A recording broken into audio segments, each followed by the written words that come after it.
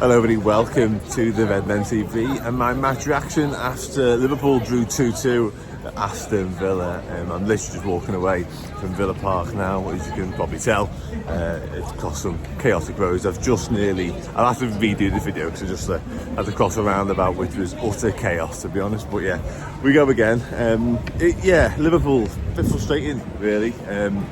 Difficult place to come to, obviously. Villa Park. Aston Villa, a decent side, albeit inconsistent so far this season. I think Champions League's had its impact on their form and ability to put down proper, consistent runs. But yeah, from our point of view, I thought we started the game quite well actually. But yeah, coming here is never likely to be straightforward. It's never likely to be comfortable tonight's work, I don't think. But I do feel like there's a few too many wasted chances, few too many wasted moments from a Liverpool perspective, whereby we will look back upon as what might have been a touch. And I'm sure Villa fans and Unai Emery and the squad and the team will have their own sort of gripes about a couple of decisions, a couple of things that didn't go their way. They had a couple of goals without offside. Liverpool, we don't defend either goal that we can see particularly brilliantly. We don't cover ourselves in glory for either of them for me. And the game kind of swung, it ebbed and flowed a lot. They had spells, we had spells. I think on the balance, I think we probably just about do edge it overall. But yeah, I think ultimately it all boils down to Darwin Núñez in the second half, doesn't it? Comes on, I think it was the right sub. I think he was the right guy to introduce in circumstances, because the game had descended into a little bit of chaos and there was enough space for him to operate in and potentially maximise them at the most of. And he very nearly does. But the miss is brutal. It really is brutal. Whether the pass to him is the right option, I'm not sure. But once it's been played, he has to score. It's an open goal.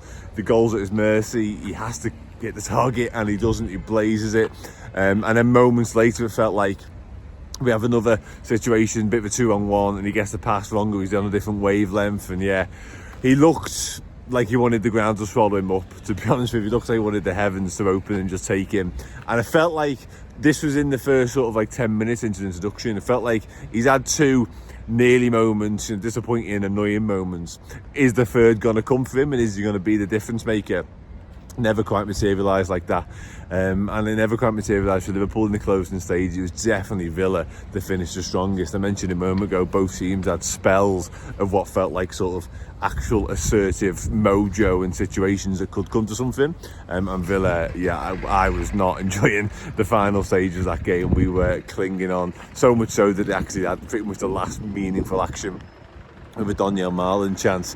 But yeah, like I say, a game of what might have been for me, for Liverpool really tonight. As much as Villa were good value probably for the point, I just think when you look back at the Jota chance, that's immediately after Villa score as well. We go up the other end, and Jota, for somebody who's usually so cool, calm and collected and so clinical in those situations, gets it all wrong. And I can't really give him a pass on that one. Sets the goal up lovely for Salah.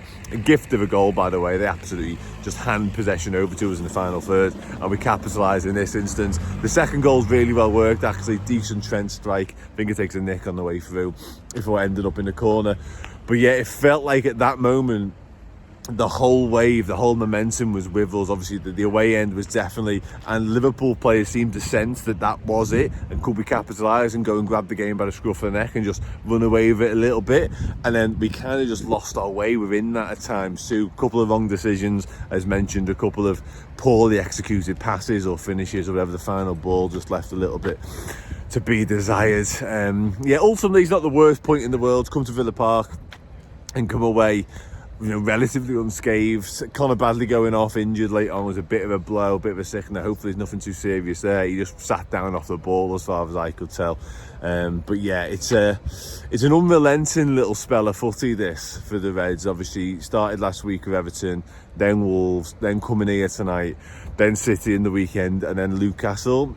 If we can, navigate it well and pick up another, hopefully 6 points, but let's say 4 points. Let's be slightly, underwhelmed by it all.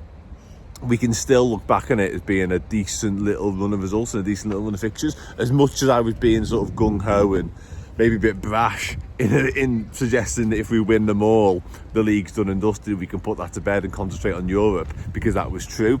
It was some ask. It really, really was some ask. And games like tonight, albeit against the Villa side that have got the defensive issues in terms of injuries, it's still a decent footy team, and it's still a difficult place to come away with all 3 points, and we didn't quite manage it. I'm sure we'll look back on some of the moments and some of the reasons as to why, but like I say, from my perspective, having been in there tonight, it felt like a pretty even game of footy.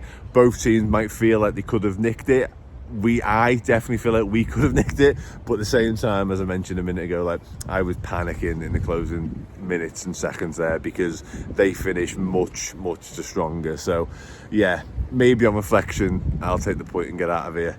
But yeah, that's it for another day. Yeah, thanks for listening, thanks for watching. Yeah, I'll be back. Nearly one of them.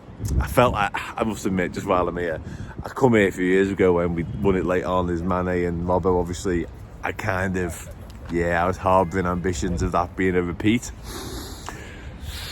Not quite. It was a night of not quite. Nice one again. I'll see you soon. Take it easy.